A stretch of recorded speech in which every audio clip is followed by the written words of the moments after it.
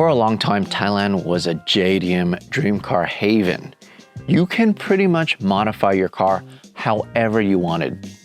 2,000 horsepower 2J street car, no problem. I'll touch on this more in the next video, but the authorities seem to not really care or enforce speeding at all. And the skilled labor to work on these cars is very cheap. Unfortunately, all this came crashing down a few years ago when it became illegal to import used cars. It actually came out of nowhere because I heard of stories that had cars on transport ships from Japan to Thailand when the law came into effect, and these vehicles got turned away at the port. So the people who imported the Skyline GTRs before the ban were very lucky. The prices of all GTRs and other rare JDM vehicles skyrocketed. Because of this, Sky Garage saw a gap in the market and they started to convert Nissan Skyline R34 GTTs to GTRs. I know what you guys are thinking. This is not a new thing. But because of Sky Gallery's expertise in working on GTRs for decades, and of course, the very affordable Thai labor costs, they're able to convert the GTTs to GTRs to a degree where they're completely indistinguishable from the real thing. The only thing that gives it away is the VIN number. Mr. Kit and his wife are behind all of this madness at Sky Gallery Garage. Unfortunately, they weren't very comfortable speaking English on camera, but I had a chance to catch up with Joel, who's one of their most loyal customers. Thailand's a very different culture with JDM because of the import laws. So what is here, and what is not, we have to make it. It's like 3 or 4 years ago, you could buy a stock R34 for around $100,000. When the import laws came in, that skyrocketed. You pay for a real GTR R34 anywhere from $500 to $1 million US.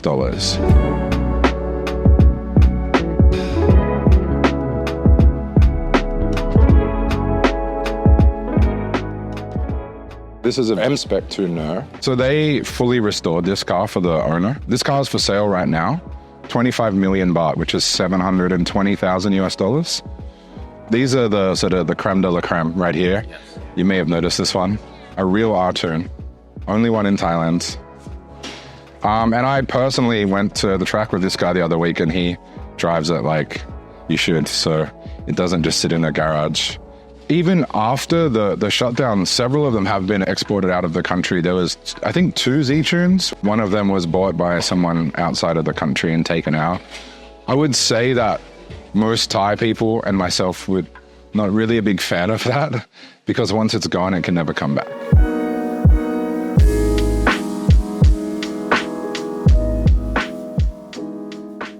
This is probably one of the craziest Skylines in Thailand, huh?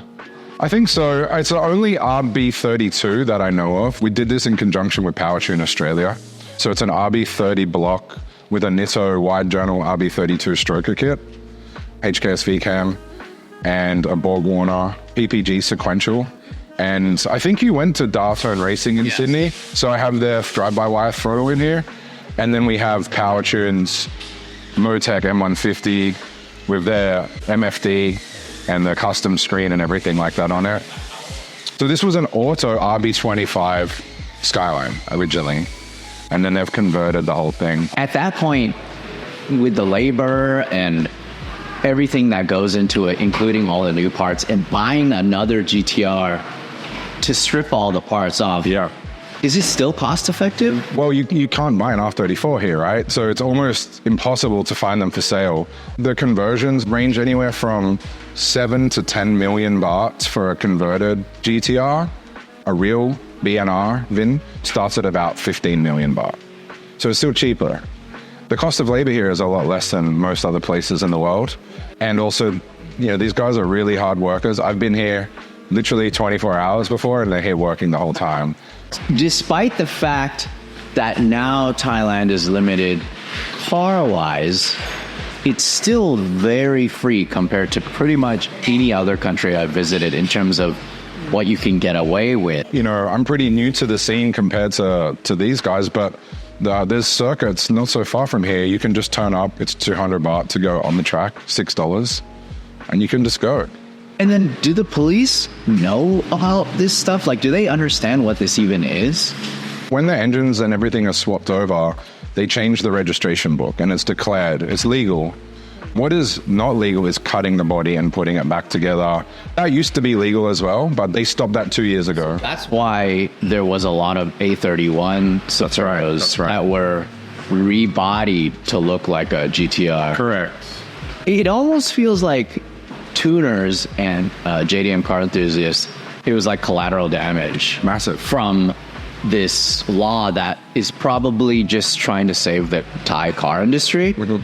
But it just happened to kind of change the market for the tuning industry. Yeah. Because other than that, realistically, this is such a good place to be a car enthusiast. What I found to respect in Thailand, especially with Sky Gallery, is this: the Thai people are so creative and so skilled. I mean, you know, limited resources, limited education even, but they make it work, and they make it work really well.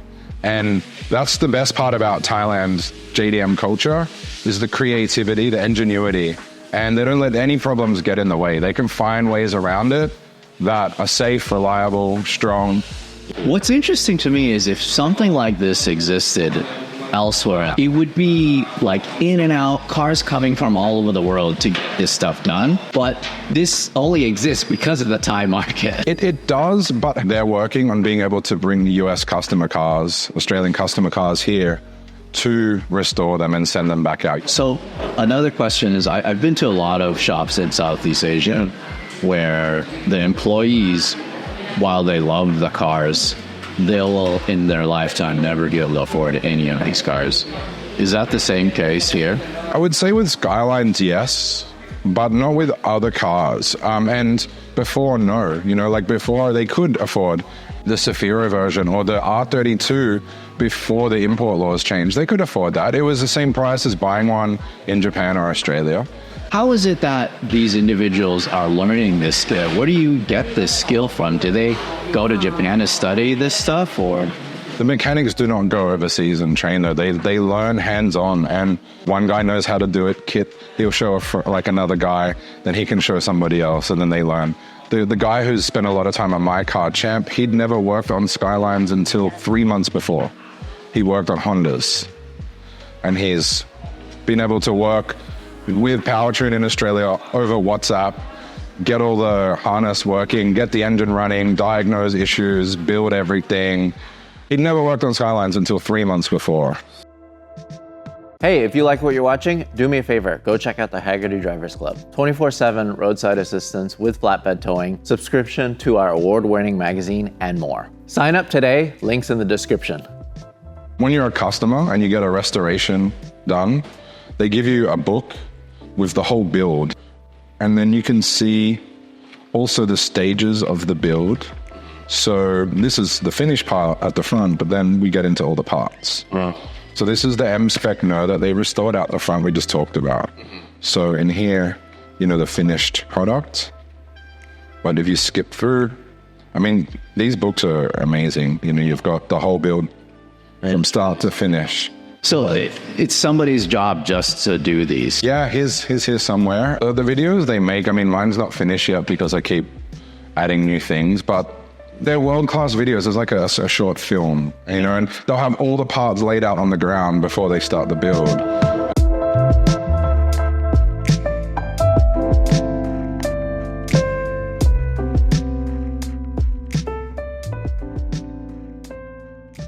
What my eyes drawn to are the seats.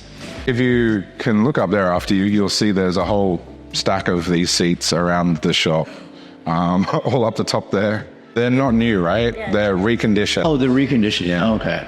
But, you know, you can see some of the old, like, look, if you look at the old Nismo strap braces, like, you can't buy this stuff anymore. Yeah. And when I came here, like, 6 months ago, they had about 5 or 6 of the black cluster, and they've got 1 left. So people are buying them in Thailand for Thai cars. What about parts? Are the parts more expensive here in Thailand? So import tax is between 10% and 30% on parts.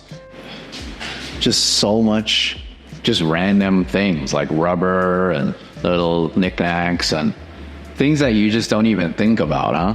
And then these engines too. Got an S1 sitting. Brand new S1, brand new N1 engine, complete engine with everything. Another cool thing that I wanted to show you, Larry, was these guys do center lock on the LMGT4s. So you'll see on my car I have it, and you'll see these ones down here. This is a Sky Gallery special limited edition thing that they make. So is it a center look or a center lock? It actually locks onto the wheel. They don't lock it into the 5. They convert it.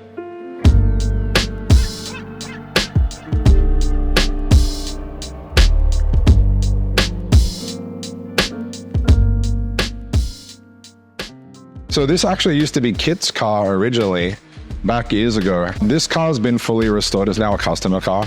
Just this alone, I'm just looking at dollar signs. Wait till you see underneath.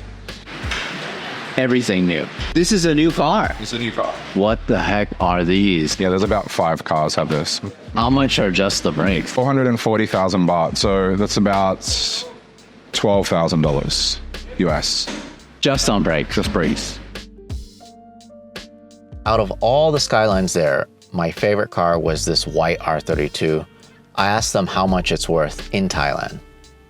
10 million baht? At least. At least, so $300,000 to $400,000 for an R32. I'm amazed to see this quality of work outside of the US and Japan, because this only exists because of the fanfare that GTRs have here. Yes. I mean, we see this kind of style of restoration in Japan, you know, at Virajashida, at Nismo, and also, of course, in the US. Some of this in Australia too. Yeah. The cost value, it makes sense because you can get that perfection in Japan, in the States. I mean, you see the CRS stuff, but at what cost? And what time? At what time? And some individuals wait 2-3 years, maybe more, for something like a CRS, right? That's right. He has a CRS being built. And for himself, 3 years he's already waited. He's waited 3 years already. Yeah. Another 4 years to finish it. So right now they're booked out for 2024 for restorations already. That's full restoration or conversion restoration. Coming from a foreigner, I will send my car here before I'll send it to Japan right now. No offense to Japan, but you see what you get here and how fast they can do it. I mean, think of how many smiles per miles you're missing out on waiting 7 years, even if it was 1 year. Yeah.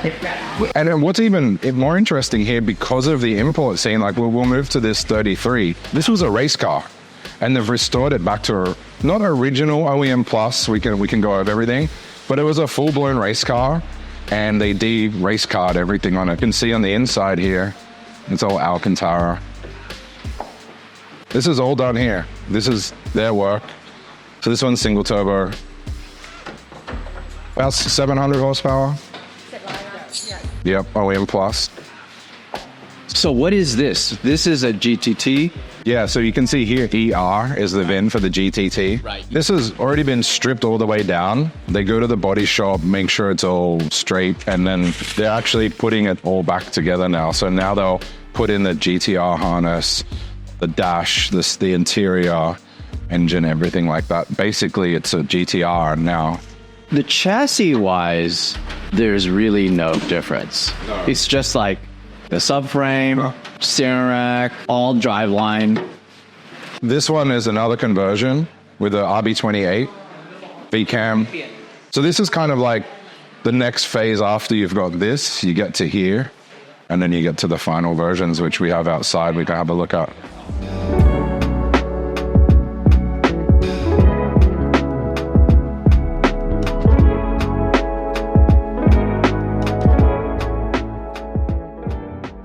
What's going on with this one? This is Frankenstein. This is going to be a full R35, the entire thing with the R34 body. This was an 831 Zafira. That's been converted to the R34, and then there's going to be a joint venture project here where they're going to make a full R35. At that point, why? Why not just start with something cleaner versus something that's been cut up already? That's Thailand. It's the creativity and the way that they work here. Like, if you've got a collector grade original, sure, but are you going to cut up a $800,000 GTR to put an R34 in? No way. You just wouldn't do it, right? And also, they're very respectful with B&Rs here. They don't want to mess them up. You know, there's only so many. There will never be any more. What's going on with this? Back to original. This one's ER. We waiting for the GTR from the Japan half car to do this car. And then the half-cut ones that you guys get are pretty bad condition then? No, that's the crazy part. They aren't. They're actually in really good condition. Oh no. There's also a limited amount of ERs left here. There's not so many, right? We're running out fast. There's only about 5 left not converted in Thailand. So then, like, what about the 32 and 33? Is there something similar with the 32 and 33? We have a lot of conversion car of the R34 because of the car cost of R34 is so expensive. The 32 and 33 haven't gone there yet. Yeah, so it wouldn't make as much financial sense to go and, you know, spend all that money on a fake 32. The 33, there was not that many of them brought into this country. They weren't a popular car here. But the ER34, it's limited now. And imagine, like, they run out of cars to do with the level of talent and skill these guys have. It would be such a waste, like, for the world, you know? So, yeah, that's the plans, I guess, is to try and work out how to restore B&Rs from other countries.